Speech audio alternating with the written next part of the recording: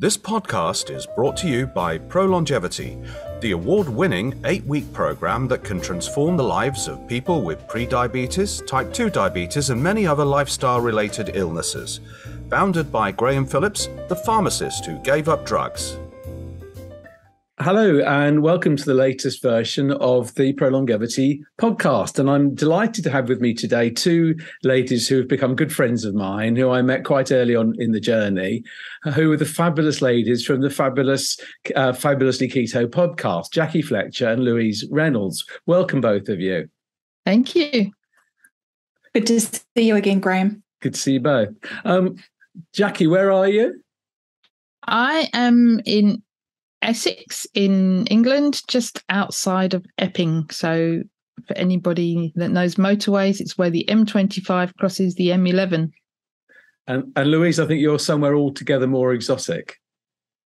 Well, I wish it was a little bit warmer, but yes, I have sort of moved from Bangkok, Thailand, and back relocated on Australian soil in Melbourne, Victoria. Fabulous city. Whereabouts in Melbourne are you? I'm over it. Well, the west is best. So I'm on the western side of the city.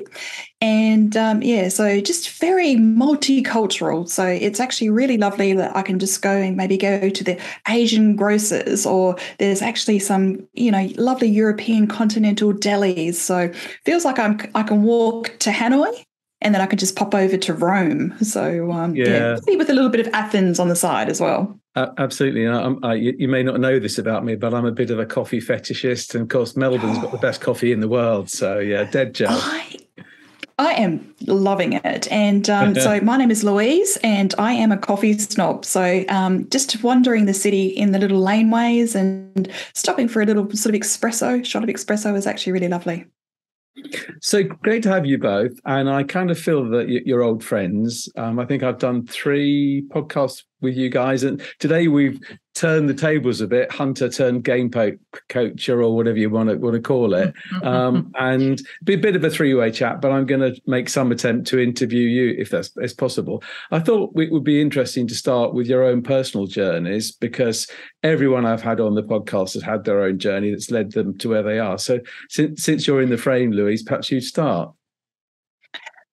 Well, certainly my weight gain journey started with at the end of a very unhappy marriage. And as I sort of came to understand more about this, was obviously, as Dr. Phil would say, I was having a party in my mouth.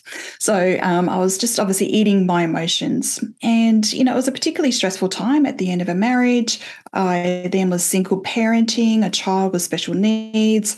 I was new to the university, so university academic. So, workload was particularly stressful. Doing a PhD, just throw that in. And so as you do. Single parent, special needs child, working very hard, very stressful. So I was eating my emotions, so very unhappy. And I my unhappiness grew on me.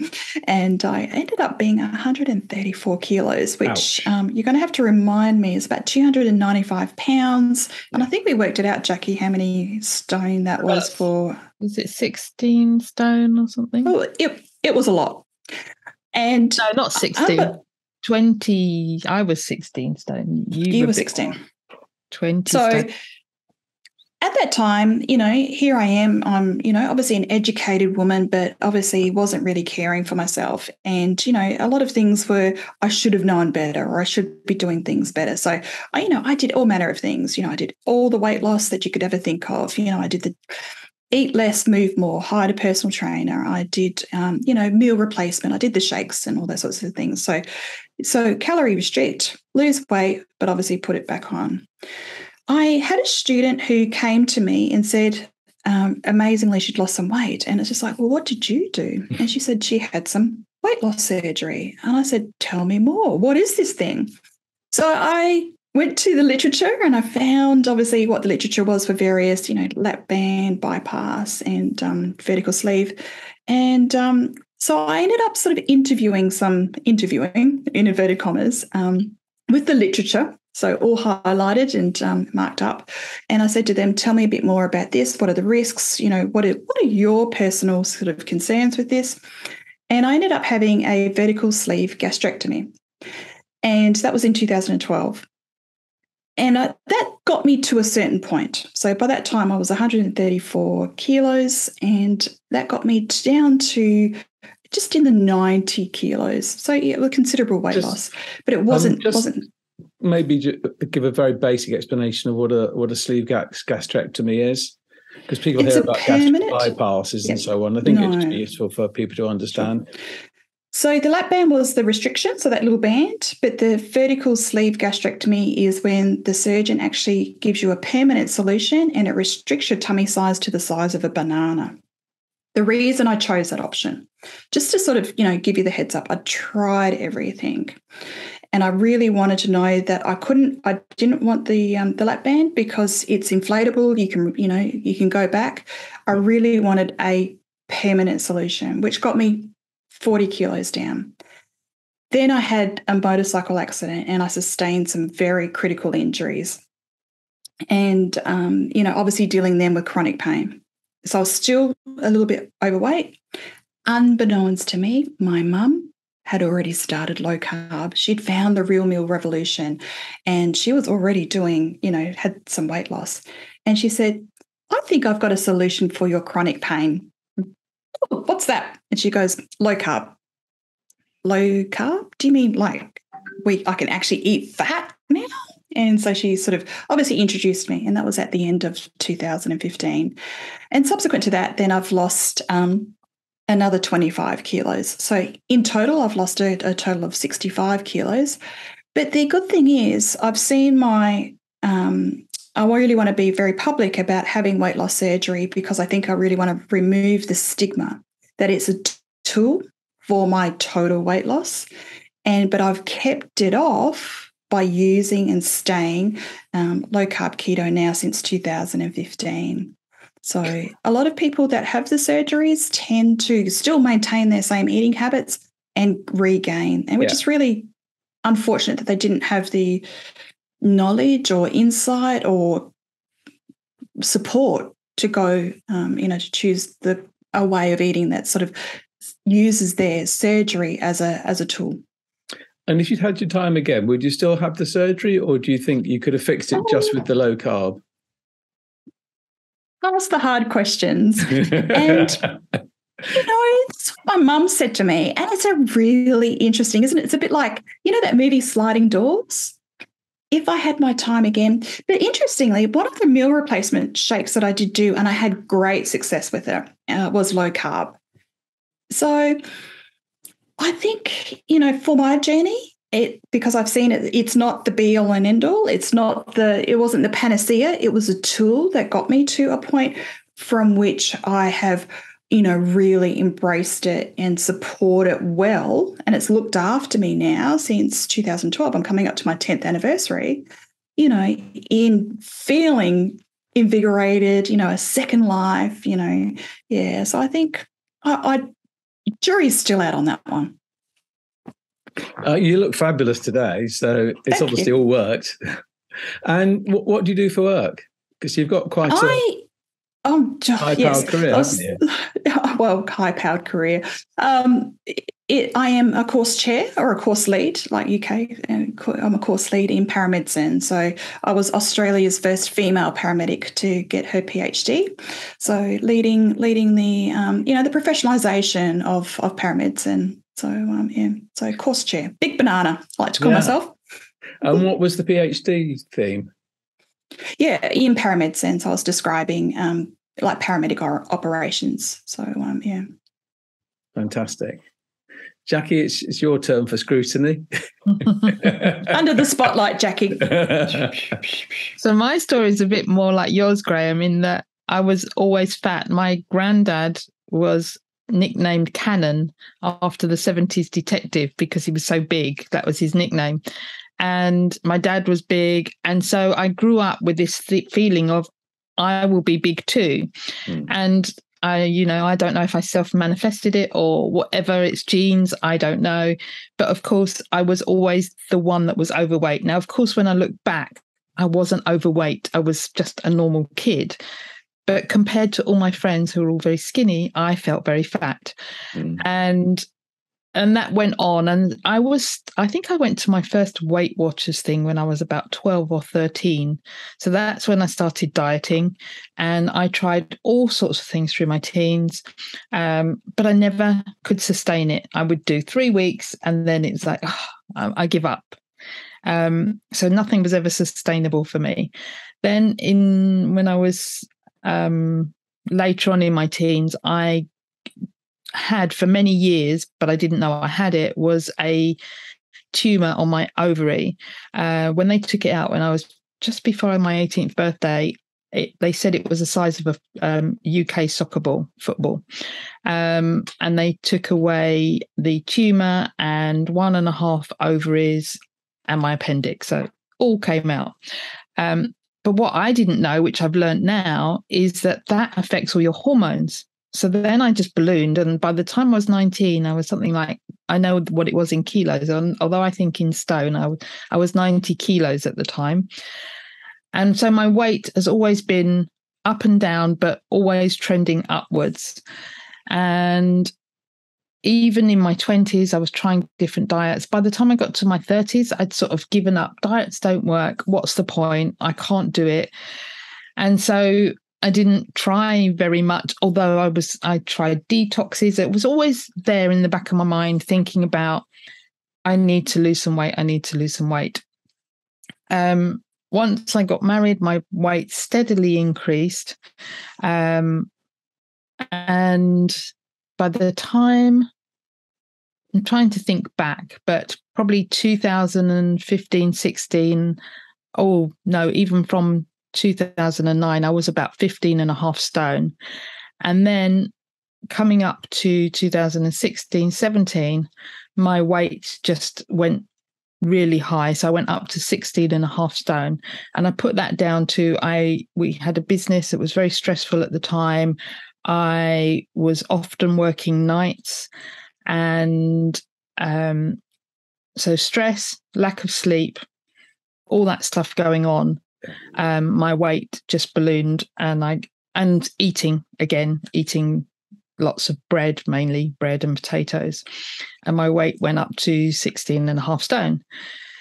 And then I came across Gary Taubes' book, Why We Get Fat, and that started to make sense. I started to make changes. I didn't do low carb properly or keto. I didn't look into it. I just read his book and cut out potatoes and pasta and wheat and not even sugar. I was still eating chocolate, but I've never been a massive chocolate eater. I might eat it regularly, but I only have small amounts. So the weight started to come off. And then about the beginning of 2018, I read another book, which then got me into keto. So it was more about keto.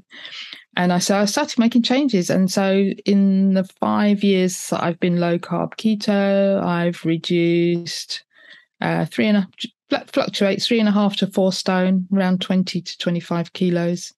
And that's where I am now. But you also feel a lot better for it as well. It's not just the weight is almost the least important aspect of it. It's that feeling of well-being and, mood and energy. Yeah. And also the mental thing of, so before I had a lot around, I can't do it. I'm not motivated. I can't sustain anything. I'm not good at anything. All those thoughts. So the weight or not being able to diet was influencing all areas of my life. So now it's almost like I can do anything. Obviously, I still have times of doubt and self-doubt, but most of the time is I can do things. I can sustain it. I can. Don't forget that you're not angry. Remember how you would always be very quick to anger, and now you're calm blue oceans. Yeah. That's true as well, yes. So I used to scream around at the kids, and now I don't. My migraines have lessened. Gallbladder, I still occasionally have minor gallbladder attacks, but nowhere near, not in 8 hours of pain as I used to be, things like that. So lots of different changes. Yeah, because I think because we all focus on the weight, myself included, because that's what you can see, but it's what you can feel, isn't it? That really is the transformation. Because I think, go on, Louise. Yeah, but like we say, you come for the weight loss, but you stay for everything else. And, the thing about, inherently, obviously, low-carb keto is a low-inflammatory, and you think about all those things and systems which are affected by inflammation. And, certainly for me, having a chronic pain disorder from, all the injuries and the trauma that I had, I've got such a, frontal reason not to be, going back. So I think, yeah, sure, I've lost the extra weight. So it's really impressive to say, I've lost, a small person, 65 kilos. But for me, every day being able to move and to exercise and to strength train, particularly being perimenopausal, I need to retain all my lean body mass for my bone strength and bone density. Yeah. Being able to move because of the weight, but inherently because of the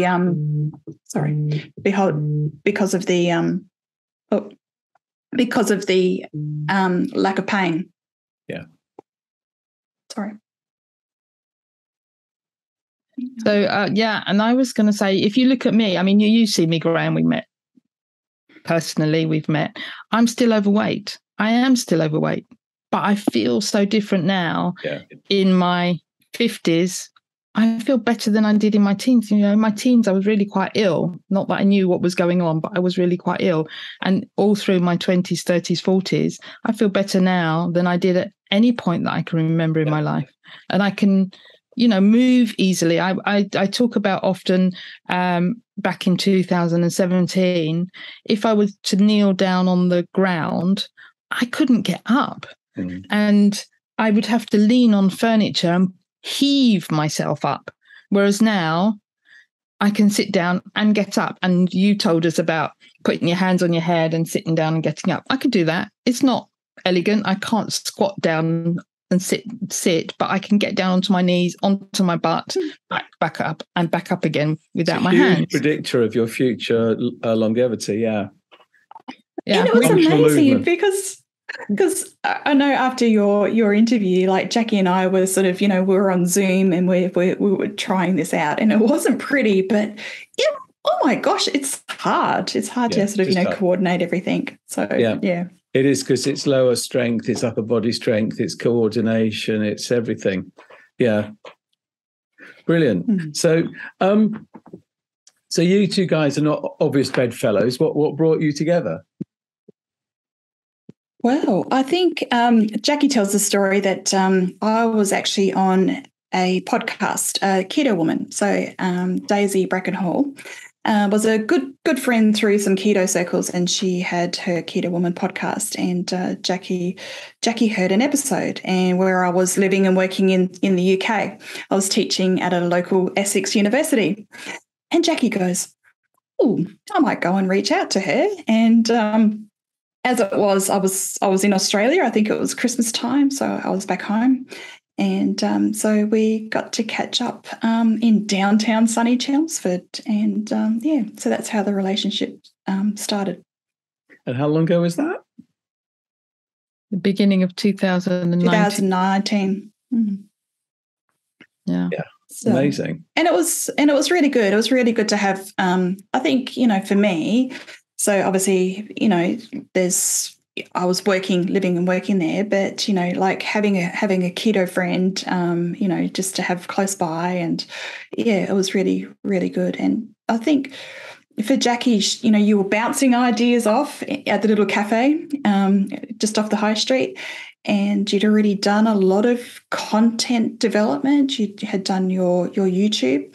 And I remember sitting there in the cafe and saying, "Jackie, you need to start a podcast."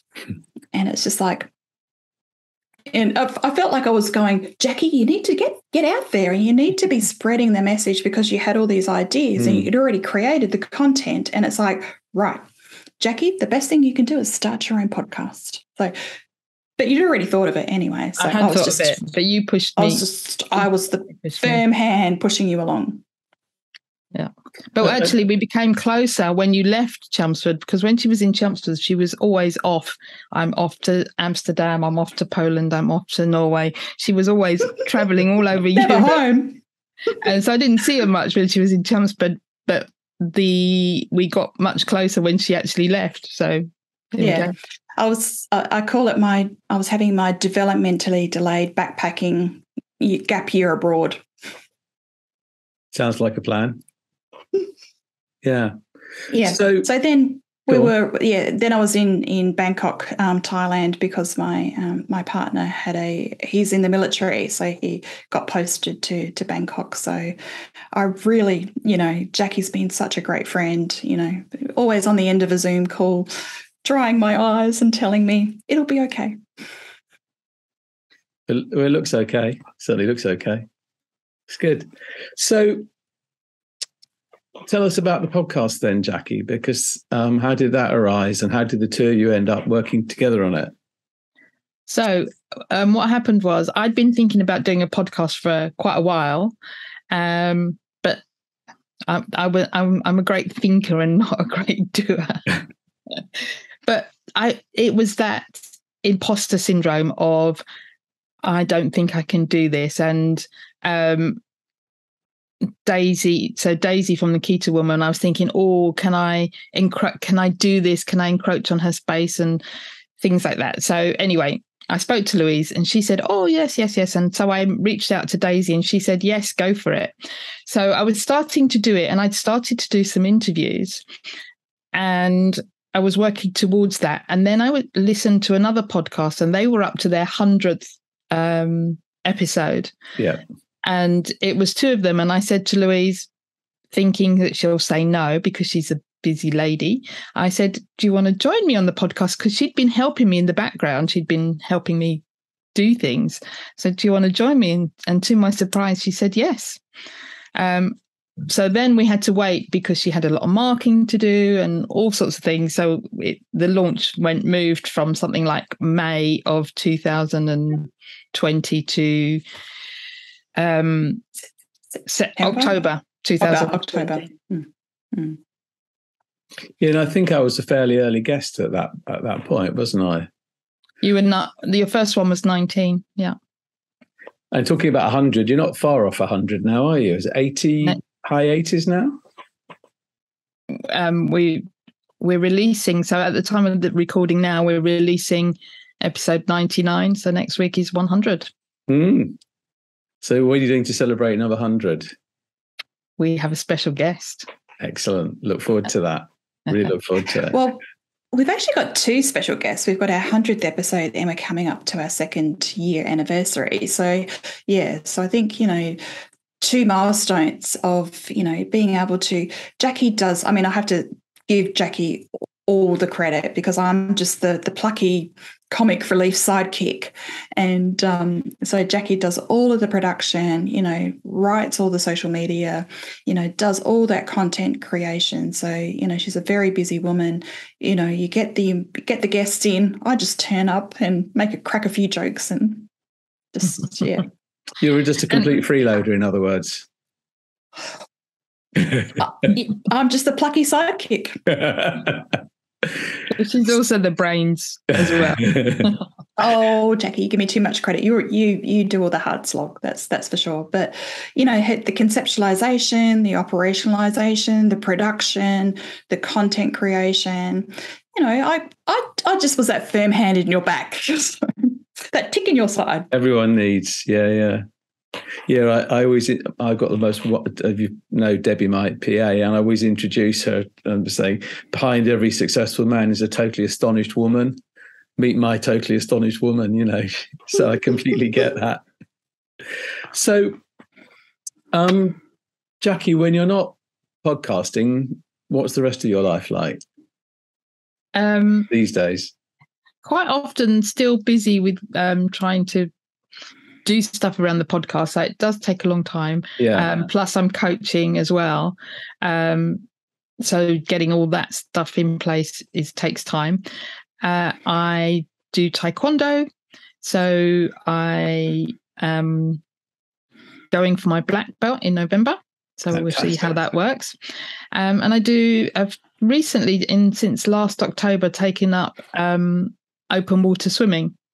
So I do swimming, and so we swim locally at a lake, but we sometimes go off to other places. So last weekend we were off at Canary Wharf swimming in the dock there. What else do I do? I spend time with my mum. My mum's on her own. My dad died in 2009. So most afternoons you'll find us playing cards, something like that. That's it, really. And studying. I'm always studying. So I'm currently doing a primal fitness course. And then I've got another one planned, a sports nutrition course that I've got planned in my head. So a lot of studying as well. Brilliant. So, and don't forget that she's a wife and a mother of twin adult sons. So, there's just that other stuff that's just, by the by. Just fit in somehow, yeah. Yeah, anyway, just don't worry about the boys. They're off doing their own thing. How are your kids? Cooking, so I'm not a great housewife. I'm not a great housewife. Of course, I'm hoping people will use this as a platform and go back to the podcast, because everything that we've covered is obviously done in greater detail in the podcast. But one thing that I particularly wanted to, you call yourselves Fabulously Keto, and this is a word that's bandied around a lot these days. Apparently, it's the most researched diet now, keto diet. But it can mean, well, it can't mean almost anything you want it to mean, but it can certainly mean quite a lot of different things to a lot of different people. And it can be healthy, but it doesn't have to be healthy. So just tell us from your joint perspectives, what do you think keto is in practice? What are the myths? What are the practicalities? What are the realities of it? So what is keto? And episode 2 of the podcast actually goes through that in a little bit more detail. But in a nutshell, it's just the therapeutic restriction of carbohydrate. So carbohydrate being one of the 3 macronutrients, so carbs, protein, and fat. So by reducing your carbohydrates, that then switches your body's fuel from being primarily glucose to fat. And that's where obviously, people do actually see that, the benefits of weight loss comes from. But what that really does is thinking about, I know you like this one, about the insulin. It's all about the insulin. So the therapeutic restriction of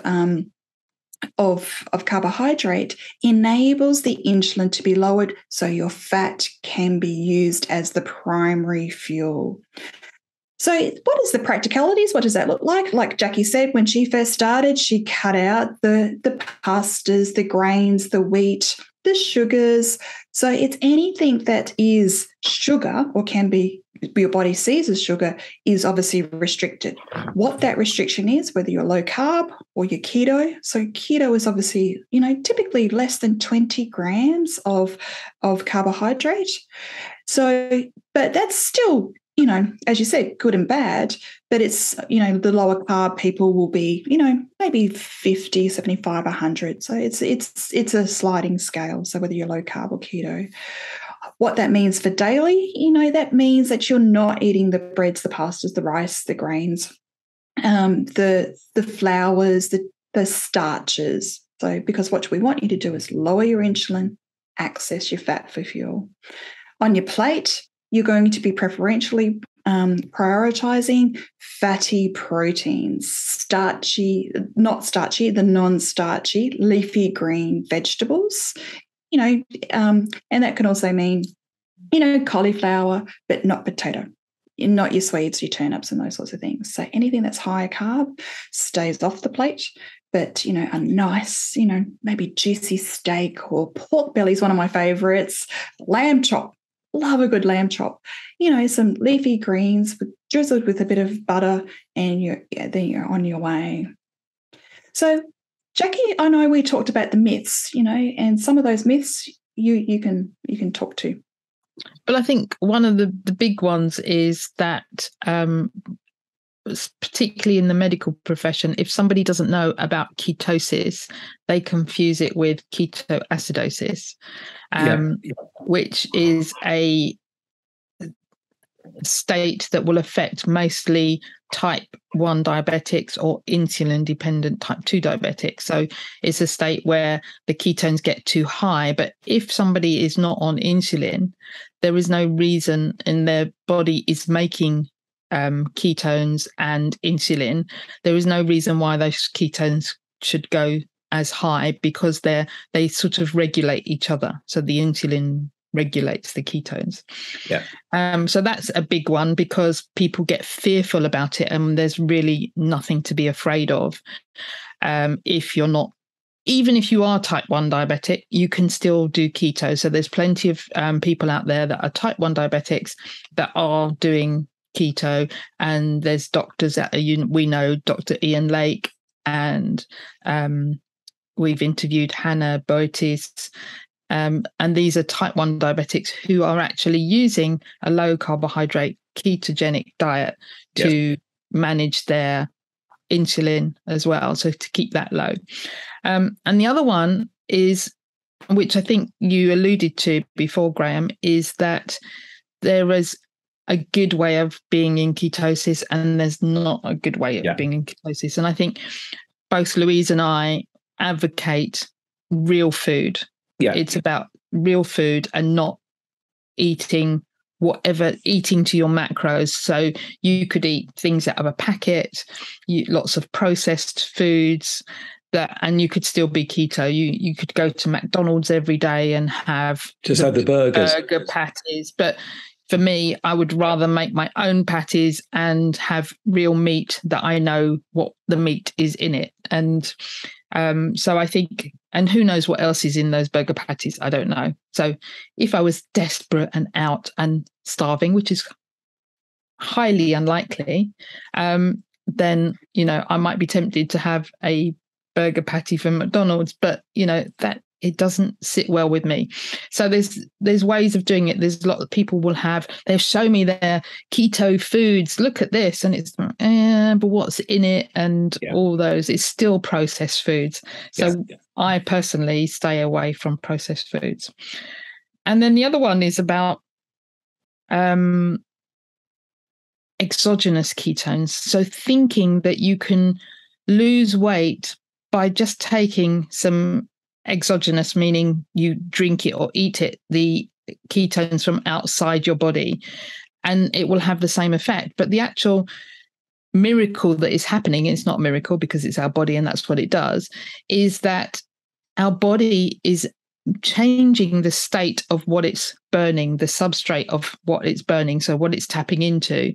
And so we want it to tap in to the fat on our body that has been there for, in my case, 50 years, Same. to then burn the ketones that I'm going to drink. So it's not just about the ketones, it's about the process that your body goes through in order to use up the glycogen and then start burning the fat. I agree. That's why I always sort of tend to talk about not just a keto diet, but a well-formulated keto diet. Because you could eat seed oils all day and that would be keto. But it certainly wouldn't be healthy. Devoid of micronutrients, poison of mitochondria, damage the cell membrane. So I guess this is my concern now, is that as there's more and more demand for keto, the food industry will just use that as another, just like Diet Coke, right? Yeah, exactly. If Diet Coke was going to solve diabetes, it's had 20 years to do it. I can't see much improvement. Is that the food industry will just hijack the latest thing like they've done with veganism. They'll see the next opportunity to be keto and create a ultra-processed, unhealthy food devoid of micronutrients that is technically keto. And I think we have to be, as a movement, very aware of all of that. Yeah. I see there's already lots of products out there. And I see them, and sometimes I will look on the back. I've got one on my desk now, and I look on the back, and it's not bad, but it's been on my desk for a year now. And it's still there. I've still got some other. I have tried the others, but it's not something that I would go to easily, because to me it's still got a lot of products in, and it's still ingredients, and it's still processed. So I probably should just throw it away. And I think the other big point for me is that we kind of obsess about the macros, the proteins, the fats, and the carbs. And that's a gross oversimplification, because true nutrition, doesn't come from calories. True nutrition comes from micronutrients. It's the micronutrients which provides the building blocks for our cellular processes, our cells, and our whole being. And it's very tempting to just fall into this easy trap of just playing with the macronutrients and ignoring the micronutrients. And then that way you can have, you can satisfy a theoretical situation, but you're actually having a completely nutritionally deficient diet, and you'll be no healthier and arguably even less healthy. So it's complex. It's complex. It is. I basically think that's complex, but if you eat real food, it's pretty easy. Yes. And my food is very plain, very simple, but it's just real food. And I don't mess around too much, and we don't do a lot of different recipes, and I don't do much baking. I will occasionally, but not very often. It just tends to be meat, vegetables, some strawberries, square of chocolate here and there. Keep it really simple. And do you also vary the times of day that you eat? And do you do things like fasting, time restricted feeding, maybe 1 meal a day, 2 meals a day? What kind of approach have you got to all of that? It certainly is a mixed bag. And I think this is where it gets really interesting. And this is like, Jackie is my yin to my yang. We do keto completely differently, because Jackie's got her family. She doesn't cook a lot. Julian does the cooking for her and the boys. And so certainly while I'm here now, so my partner is still in Bangkok. So I'm here by myself. So I'm bachelor girl. And so things, change and shift with seasons and situations. So last year was really interesting. So Jackie and I started 100-day alternate day fasting. We'd had some really good success. So Jackie more so with a different pattern of fasting. So we'd do it, two longer sort of 40-hour fasts. But what we ended up doing was Jackie said, right, I'm throwing down the gauntlet, 100 days of alternate day fasting. I was like, okay, let's go. Mm-hmm.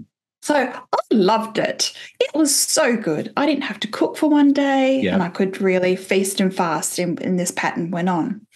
So much so, loved it so much. Then because we were living in Thailand, which is a Buddhist country, there's Buddhist Lent. So, and of course, being Lent, you have to give up something. So we gave up food on the every other day. So we continued on for Buddhist Lent goes for 88 days. So in actual fact, my 100 days turned into 188 days. So that was six months. And did you literally do alternate day fasting consistently for that whole period? That's impressive. It was, for me, for my body, it shifted these little creepy kilos that had crept up. So, and I actually got down to my high school weight. Fantastic. It was absolutely just exactly what my body needed. But being the yin to my yang, Jackie went, not working for me. I'm bunking out. That's sort of didn't suit me. I know, Jackie, we had tried so many different other sort of regimes, but mostly, when we're back everyday keto or everyday low carb, we do the time restricted eating. Jackie is more pure. So she's the pure time restricted eating with only having water. I'm a bit of a soft time restricted eating. I have to have some coffee with cream. So it's not pure fasting, but I'm food absent until lunch. But I know that I'm having some sneaky, clutchy calories with the cream. But the 16-8 seems to work naturally. So that means for me, 1 to 2 meals a day. I try not to do 1 meal a day because, one, I can't. With a tummy the size of a banana, I can't seem to pack everything in. Yeah. That I can't do that. And I know from having done some body scans, some DEXA scans, that I'm at risk of losing some lean body mass because I'm not getting enough protein. Yeah. And now that I'm in my twilight years, I need to be obviously very mindful of maintaining my adequate protein for my lean body mass to maintain my muscle for my bones. So, Sorry to interrupt, Louise, but I think this is so important, the point you've made, which is I completely resist being part of any cult, including being part of a keto cult or an OMAD cult, right? And the whole point is that you, exactly as you've done, you've got all these tools in your toolbox and you need to be quite imaginative and quite prepared to, exactly that. So someone in your circumstances, and I think OMAD is good, but I never recommend it every day because I think it just becomes another form of calorie restriction, and then your body just reduces its expenditure. But it's very much about, we call it precision nutrition. There are certain fundamental principles, and there aren't very many of them. Eat real food, that's a fundamental principle. Don't eat ultra-processed food, that's a fundamental principle. Play with the macros to get the version that you want. That's a fairly fundamental principle, but it's flexible. The other fundamental principle to me is look at the total micronutrients, not just the macros, right? That is actually a huge area to play in. And that's why we're not in a cult. Yeah. We're in, these are the broad principles. Now let's work out what works for you. And I think it's the engineering, the individual engineering. And I really like that you're talking about the levers, the levers, the high fat, the low fat, the higher protein, the lower fats, those sorts of tweaking. And through different stages, different situations, such as, let's think about food availability. When I was living in Bangkok, I couldn't, it was difficult to get good quality beef and lamb because it's mostly pork and chicken. That doesn't satiate me, as much as. So I had to get creative about, I was using real principles. I was doing a lot of cooking.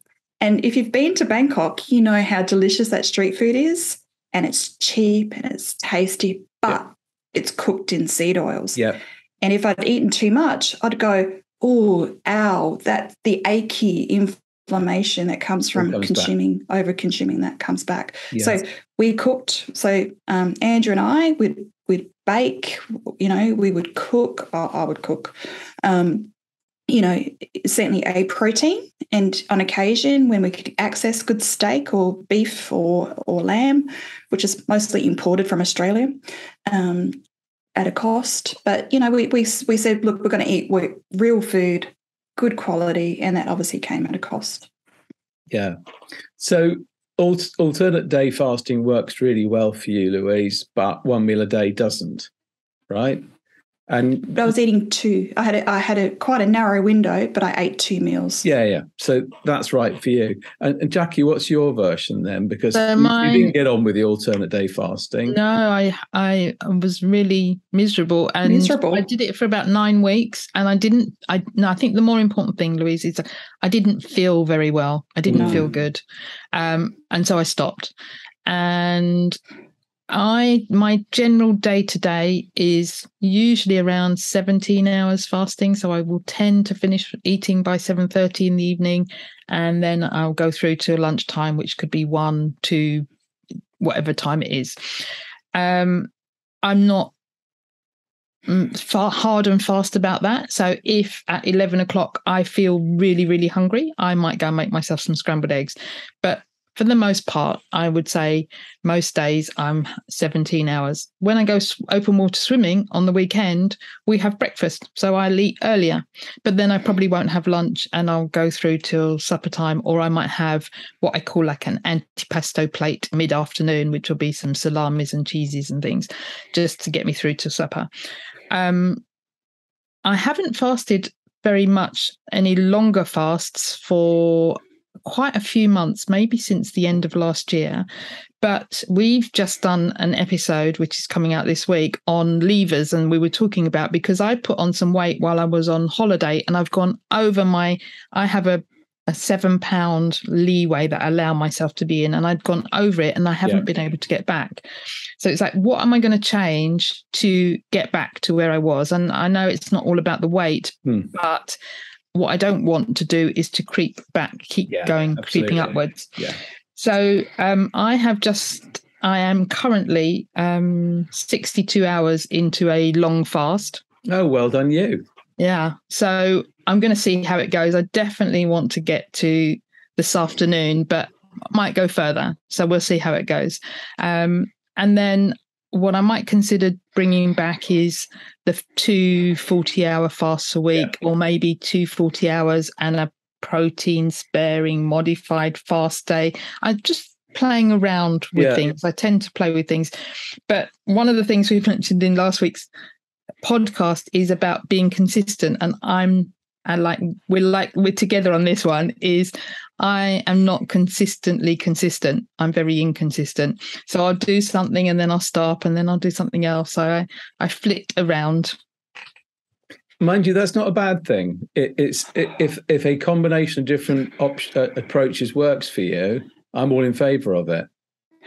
Except when she's consistently inconsistent, she's a bit like AF, right? So atrial fibrillation. But what we were wanting to do was to sort of smooth her out a little bit, to do one thing, to observe the scientific effect, just one lever, just for a period of time, and then move to the next one. So we didn't want her to be, rapidly firing ectopic beats everywhere, which we know that she does, but the inconsistency was not getting the results. So I was trying to, Jackie, focus. Yeah. And then move to the next thing. Yeah, that is true. You've got to give one thing time enough to, if you're pulling too many levers at once, you've got no idea what's working and what's not. Correct. It's very confusing. Correct. Yeah. So I'm kicking it off with this long fast, and then we'll see where we go next. Mm-hmm. Brilliant. So I described you both as media stars, and you wrote back to me saying we're nothing of the sort. So we'll just agree to disagree on that one and move on. But give us a flavour of who you've had on the podcast, because you say you're about to release number 100. I mean, I don't know how you do it. I've made the decision. I do one a month. If I get invited as a guest, I'll do an extra. But my capacity to do that, run the 3 busy pharmacies and run ProLongevity, it's a full-time job in itself. So the speed at which you produce these is unbelievable. I don't know how you cope, to be honest. Yeah, it's I call it my hobby because, it's an expensive hobby because it's expensive in terms of financial terms and time terms. It's the time, isn't it? Yeah. So we just record them, but we often have got a long backlog waiting to go out, and we just release them once a week is about all I can cope with. I couldn't do any quicker than that. So some of the guests we've had a real mixture of guests, from people like us, just normal people who are living a life, as Louise likes to call it, the lived experience. And they're just showing their journey and where they've come from. And they're all sorts, from weight loss to health reasons that they've done that, from losing maybe... I'm get confused with stones and pounds, and maybe just losing a couple of stone, 20 to 30 pounds. What's that in kilos? 10 kilos. To people that have lost massive amounts, like half their weight, 130 pounds. Which, what's that? 60 kilos, something? Yeah, like 60, 65. Pretty much. Yeah. So we've had all sorts of people like that, and then we've had the people that everyone will have heard of. Go on, Louise, you can do the people everyone would have heard of. Well, certainly the medical professionals, those people that both are in practice and have also had their own lived experience as well. So, some of the great UK ones, obviously we've had Dr. David Unwin, as well as Dr. Jen Unwin as well. So, we've had Dr. Ian Lake. So all the doctors you can think of. But, we've also had the health practice, the community pharmacist that likes to de-prescribe. So all manner of health professionals that are involved in in practice, as well as coaching and supporting. Internationally, we've had Dr. Brian Lenskis. Who else from the US? US. Rob Sivers. Philip Avadia, who's a cardiothoracic surgeon. He's a very interesting guy, Philip. We're kind of become Twitter buddies. At some point, I'm definitely going to link up with him.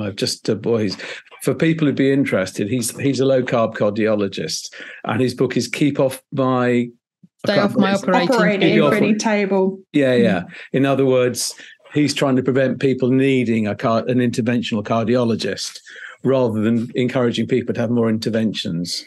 I've not listened to that episode yet, but it's definitely top of my list to listen to. His book's at the moment available on Amazon for 99 pence, so go and grab it. Yeah, it's really good book. I read that. Yeah. Then we've also had, of course, Professor Tim Noakes and Peter Bruckner from Australia. We've had great fun. Linda Gary Fetke separately. I love Gary. He's hilarious. Yeah. Doesn't take himself too seriously, and he's full of humour, but he's absolutely right. Yeah. So Richard Morris, Two Keto Dudes, as well as some other Australians. That was also Dan and Erica. So they're recipe developers, and a great low carb weight loss story for both Dan and Erica. So shout out to Dan and Erica. So yeah, we've been full panoply. So EU, UK, US, Australia, South Africa with Tim Noakes. So yeah, he's absolutely inspirational. He's such a lovely guy as well, Tim. Yeah, and we've got some coming up, some names that people will have heard of that we're not sharing yet. Fantastic.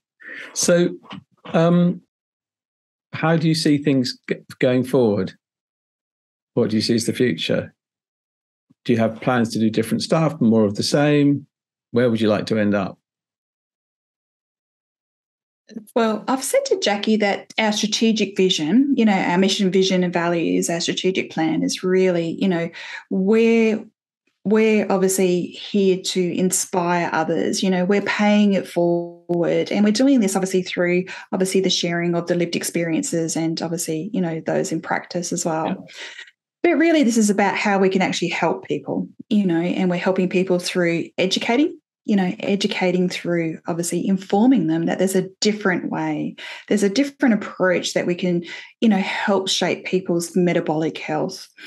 So that's obviously through the vehicle of the podcast. But we want to have this, using marketing terms, we're wrapping around, and that's where Jackie comes in with her, obviously, her services, her coaching services. So yeah.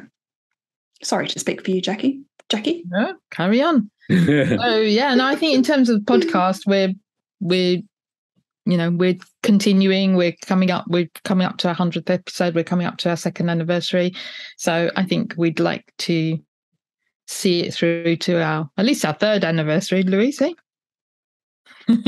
Oh, okay. She's signing me up. So I haven't. I thought I was on my final warning. That's a permanent final warning. Yeah.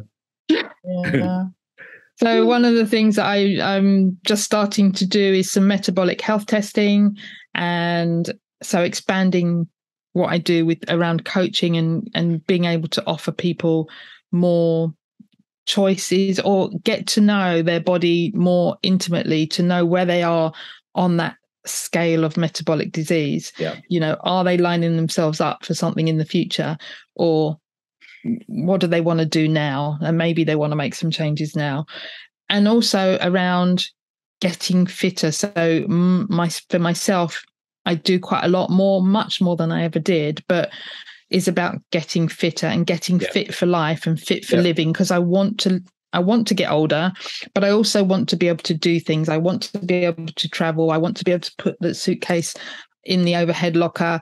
I want to be able to move wipe my own butt and all these things. I don't want to be sitting in a home waiting for my kids to come and visit, and they won't want to come and visit because I'm sitting in a home. Yeah, so 100%.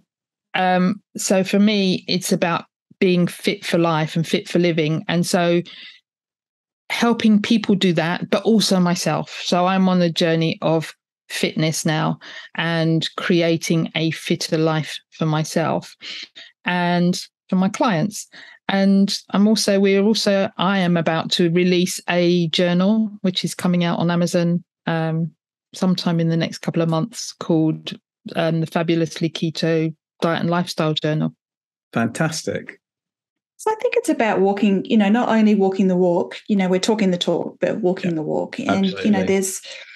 and I think that there's a truth in our message that we don't always get it right, do we, Jackie? We're not 100%, perfect.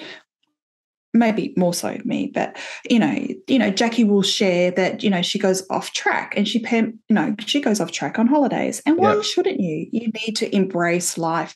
This needs to work around all those stresses and strains and occasions, that we want to be able to give people strategies for their success, but we're realistic about it. So, that's, we can't live a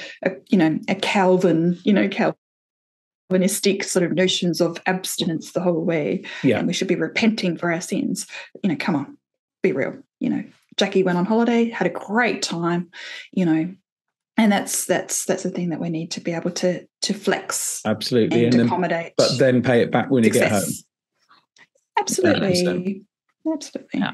I mean, you often hear bandied about the 80-20 rule.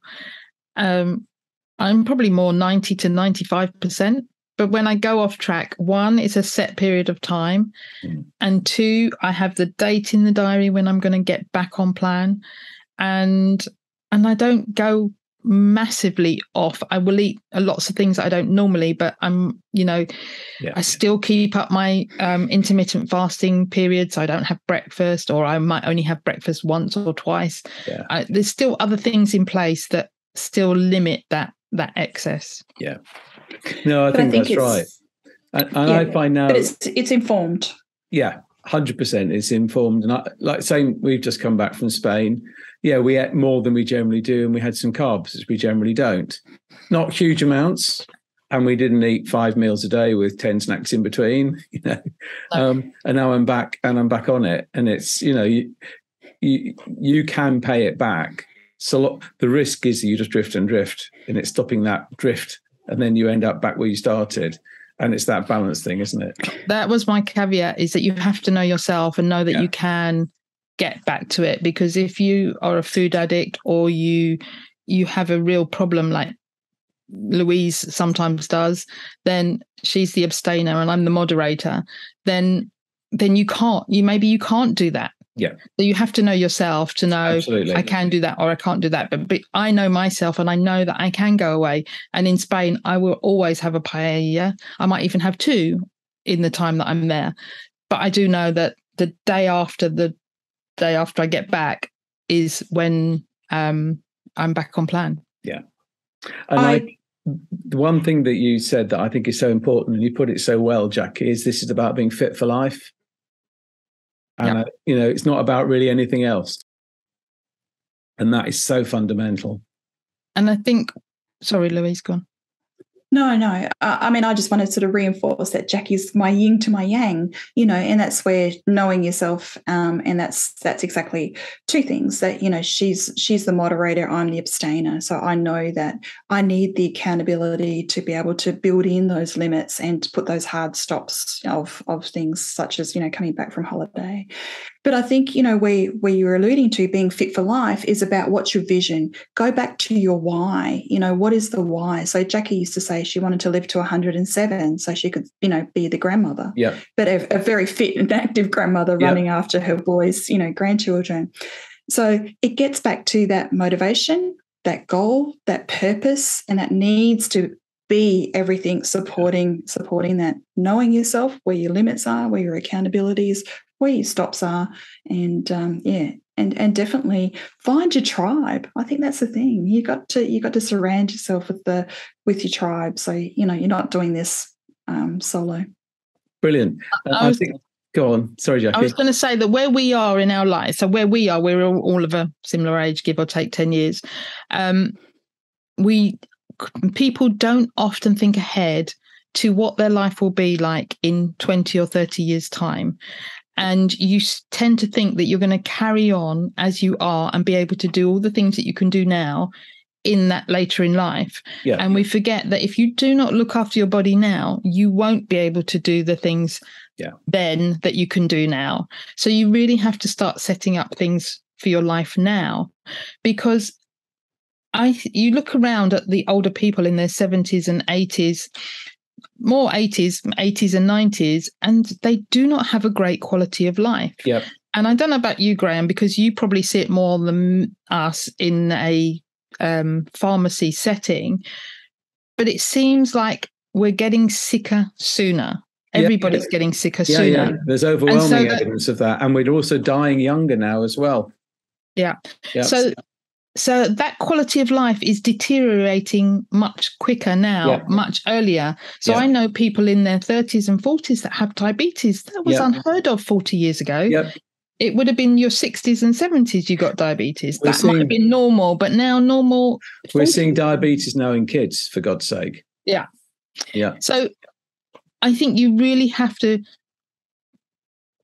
be strategic, as Louise says, and think about your time ahead, because it's not going to be the same as it is now. And even we are taking care of ourselves now, we are still going to find ourselves weaker and less able to do things.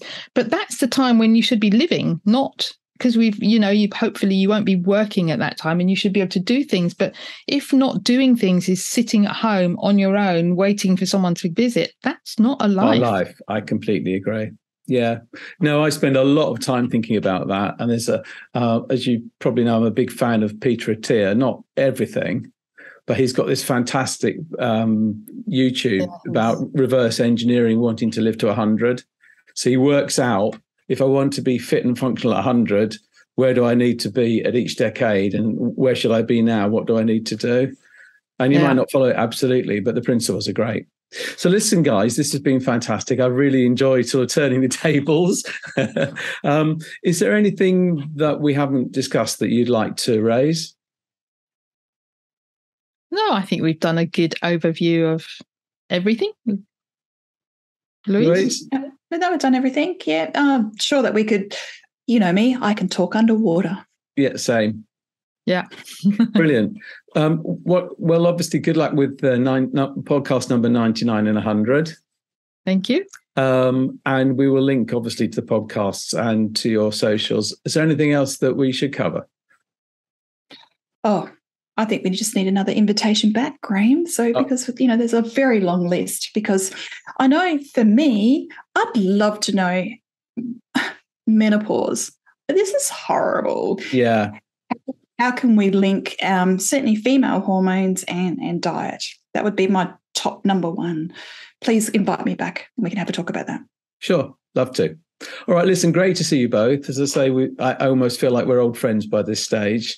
And we will keep in touch and let you know when everything's being released. Excellent. Thank you.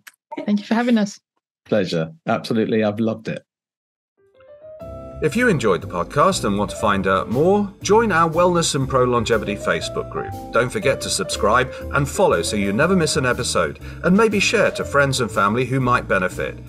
Finally, if you think you might need help with diabetes, heart disease, or any of the other diseases we discuss, then book a free consultation with Graham. There's absolutely no charge for this, and we would never put you under any pressure. What do you have to lose? Bye for now, and see you for the next episode.